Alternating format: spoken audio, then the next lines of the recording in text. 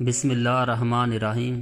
میری دوستوں سے گزارش ہے کہ ویڈیو کو لائک کریں، شیئر کریں اور چینل کو سبسکرائب کر دیں اور ساتھ میں بیل آئیکن کا بٹن بھی دبا دیں تاکہ نئے آنے والی ویڈیوز آپ تک پہنچتی رہیں۔ تقریباً 40 سال تک عالم اسلام پر جمود طاری رہا، پھر یکایک ان سخت لہروں میں جہادی اضطراب پیدا ہونا شروع ہو گیا۔ یہ بالکل نہیں ہو سکتا تھا کہ مسلمان انہی حالات میں سے گزرتے چلے جائیں۔ ان مایوسیوں کے بعد امت کا شعور بیدار ہونا شروع ہوا۔ ان سے نجات پانے اور رہائی حاصل کرنے کے لیے سوچیں پروان چڑھنے لگی، کیونکہ مسلمان باوجود ان کٹھن حالات کے جوان پر چھائے ہوئے تھے، پھر بھی قرآن پاک، سنت نبی صلی اللہ علیہ وسلم اور سیرت نبوی صلی اللہ علیہ وسلم کی برکت سے اپنے دلوں میں، اپنے وجود کی روئیں روئیں میں اور ریشے ریشے میں ان اسلامی عقائد و تعلیمات کو جگہ دیتے آئے ہیں۔ ان کربناک حالات میں اللہ تعالیٰ نے ایک ترک نوجوان عماد الدین زنگی کو اس کام کے لیے حوصلہ بخشا، یہاں تک کہ 521 میں موصل کی چھوٹی سی ریاست اس کے ہاتھ لگ گئی۔ پھر اس نے بتوفیق الہی اپنی شان ابکرا، جرأت و ہمت، جذبہ ایمانی اور غیرت اسلامی کے جذبوں سے سرشار ہو کر مسلمانوں کی آرزوؤں اور تمناؤں پر لبیک کہتے ہوئے اس مشکل کام کا بیڑا اٹھایا۔ اپنی مختصر اسٹیٹ کو اس طرح وسیع کیا کہ حلب، حماد اور حمص کے علاقے اپنے ساتھ ملا لیے، جس سے ایک چھوٹا سا متحدہ اسلامی بلاک بن گیا۔ پھر دیکھتے ہی دیکھتے اس جہاد کی برکت سے العراق کا علاقہ صلیبیوں سے واگزار کرا لیا۔ 529 میں مطابق 1144 میں عیسائیوں کی اس حکومت کو ختم کر دیا تو مسلمانوں نے کسی حد تک راحت و اطمینان کا سانس لیا۔ ان کی خود اعتمادی پلٹ آئی۔ انہوں نے العراق شہر پر اپنے دوبارہ قبضے کو فتح الفتوح کا نام دیا۔ عماد الدین زنگی کے پے در پہ حملوں نے عیسائی دنیا فاتحین کے دماغ سے تمام اسلامی دنیا کو زیر نگی کرنے کا خیال رخصت کر دیا، اور وہ فلسطین اور شام کی مقبوضات کی دفاع کو اپنی بڑی کامیابی سمجھنے لگے۔ تاہم عماد الدین زنگی رحمۃ اللہ نے ان کی یہ خام خیالی بھی دور کر دی اور حسن، بارین، بابیک اور ردا کے اہم مراکز ان کے قبضے سے آزاد کروا لیے۔ پھر وہ اسلامی بلاک کی توسیع میں مسلسل کوشش رہا۔ اس نے اپنی جہادی یلغاروں کو جاری رکھا، یہاں تک کہ اس نے ان انداز غاصب صلیبیوں کے ناپاک وجود کو ہلا کر رکھ دیا۔ بالآخر 541 میں جعفر نامی قلعے کے محاصرے کے دوران امت مسلمہ کا یہ عظیم سپہ سالار اور مجاہد شہید کر دیا گیا۔ پھر اس کے ہونہار سپور نور الدین زنگی رحمۃ اللہ علیہ نے اس علم کو اٹھایا۔ اللہ تعالیٰ نے اسے صلیبیوں کے ساتھ جہاد کا سچا جذبہ عطا فرمایا۔ اس نے کتنے ہی قلعے اور شہر صلیبیوں کے قبضے سے واپس لیے۔ اللہ تعالیٰ بھی اسے اس کی خالص نیت اور رفتار عمل جہاد کی نسبت سے اپنی مدد خاص حاصل سے نوازتا رہا، یہاں تک کہ اس نے القدس شہر صلیبیوں سے چھڑوانے کا مصمم ارادہ کر لیا۔ یہاں تک ہی نہیں بلکہ اس نے بیت المقدس میں رکھوانے کے لیے اپنے ایک ممبر بھی بنوایا۔ کاریگروں کو انتہائی مہارت اور دلچسپی سے بنانے کا حکم دیا۔ برہ حضرات کو یوں سمجھایا کہ ہم نے اسے بیت المقدس کی زینت بنانا ہے، لہذا اپنے فن کی مہارتوں کو انتہا کر دو۔ چنانچہ کاریگروں نے کئی سالوں کی محنت شاکہ سے اسے تیار کیا۔ امام ابن الاسر الکاہل نے اس پر اعتراض کہ یہ ایسا کارنامہ ہے جو اس سے قبل کوئی مسلمان انجام نہ دے سکا تھا۔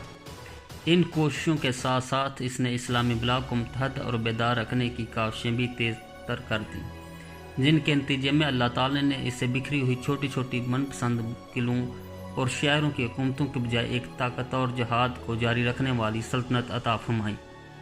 جزیرۃ الفراتیہ صورت یعنی شام، اردن، مصر، حجاز اور یمن اس سلطنت کے مضبوط پائے تخت سمجھے جانے لگے۔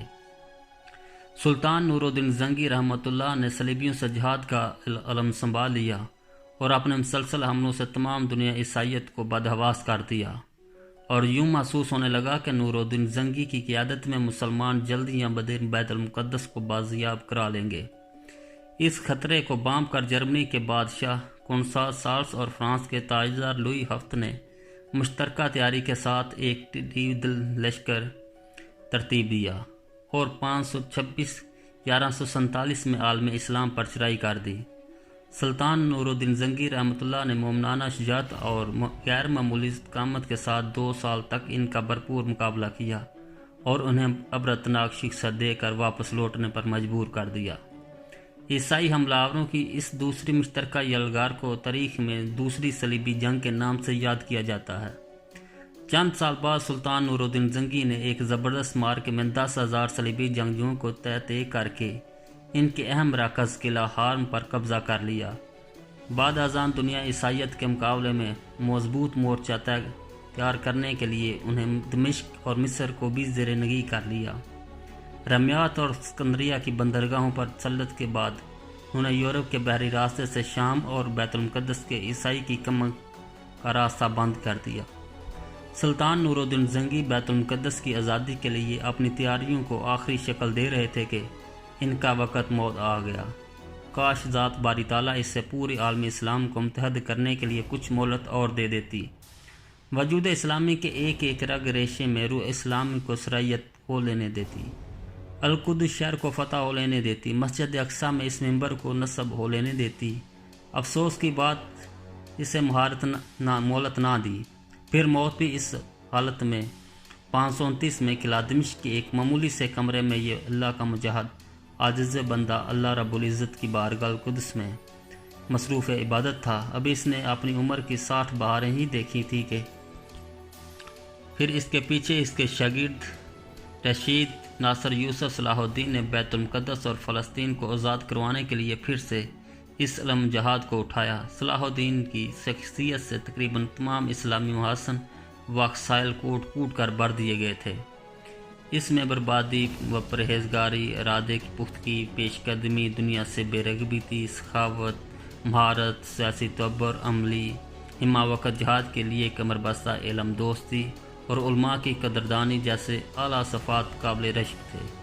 یقیناً جن کو اللہ تعالیٰ اپنے دین کی سربلندی اپنے دشمنوں کی سرکوبی کے لیے چن لیتا ہے، ان میں یہ صفات لازماً موجود ہوتی ہیں، جو اپنا حصہ ڈال کر تاریخ اسلام کے رخ صحیح جانب موڑ دیتے ہیں۔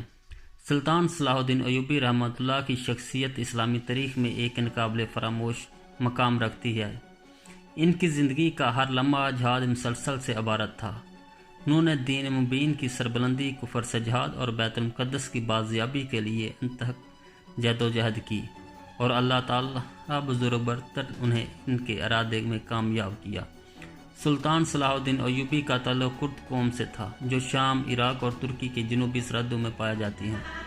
ان کے والد نجم الدین ایوبی مشرق آذربائیجان کے ایک گاؤں دودین کے رہنے والے تھے۔ بعد میں وہ شام آ کر عماد الدین زنگی کی فوج میں شامل ہو گئے۔ ان کے بھائی اسد الدین شیر کو وہ بھی ان کے ساتھ تھے۔ دونوں نے اپنی صفوں کی بنا پر نمایاں ترقی کی۔ نجم الدین ایوب کے بیٹے ہونے کی حیثیت سے صلاح الدین ایوبی کے لیے بھی ترقی کے راستے کھل گئے۔ سلطان نور الدین زنگی نے ان کی قابلیت دیکھتے ہوئے مصر کی فتح کے لیے انہیں اسد الدین شیر کو قاصدت راست بنا کر روانہ کیا۔ مصر پر قبضے کے کچھ عرصے بعد جب شیر کو وفات پائی تو نور الدین زنگی کے نائب کی حیثیت سے صلاح الدین ایوبی نے وہاں کی حکومت سنبھال لی۔ 559 میں سلطان نور الدین زنگی کی وفات کے بعد صلاح الدین ایوبی مصر کے خود مختار حاکم بن گئے۔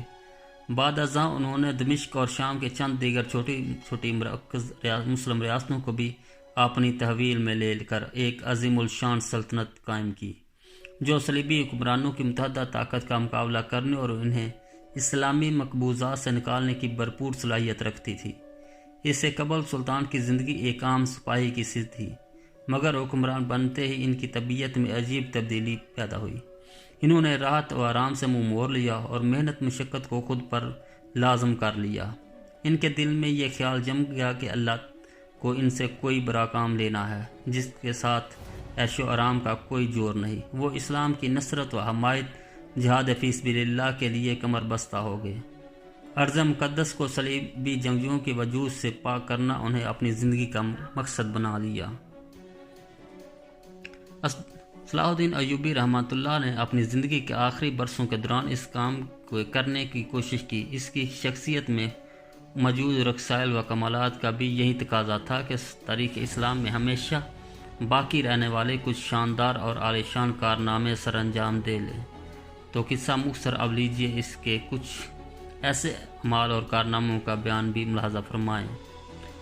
حتین بحر تبریہ کے مغربی جانب واقعہ جو مقبوضہ فلسطین میں ہے، یہ ایک سرسبز شدہ بستی ہے جس میں پانی کی فراوانی بھی ہے۔ اس میں جیسا کہ زبان زد عام ہے کہ شعیب علیہ السلام کی قبر بھی موجود ہے۔ اس بستی کے قریب ہی سلطان صلاح الدین ایوبی کا صلیبیوں سے ایک خونریز معرکہ ہوا۔ وہ کس طرح ہوا تھا ابھی تاریخ کے اوراق پلٹنے ہیں۔ 583 میں ماہ ربیع الاول کی 24 تاریخ کو بروز ہفتہ یہ معرکہ پا ہوا۔ اس معرکے میں قبل سلطان صلاح الدین ایوبی کی حالت مضبوط، قوت بازو توانا، لشکر جرار اور لوگوں کا جم غفیر اس کے ایک اشارے پر آبرو اسلام پر جانسار ہونے کو تیار تھا۔ سلطان صلاح الدین ایوبی نے اللہ تعالیٰ کی عطا کردہ ان تمام نعمتوں اور قوتوں کو صلیبیوں کے مقابلے میں کرنا چاہا تاکہ ان کی اینٹ سے اینٹ بجا دی جائے۔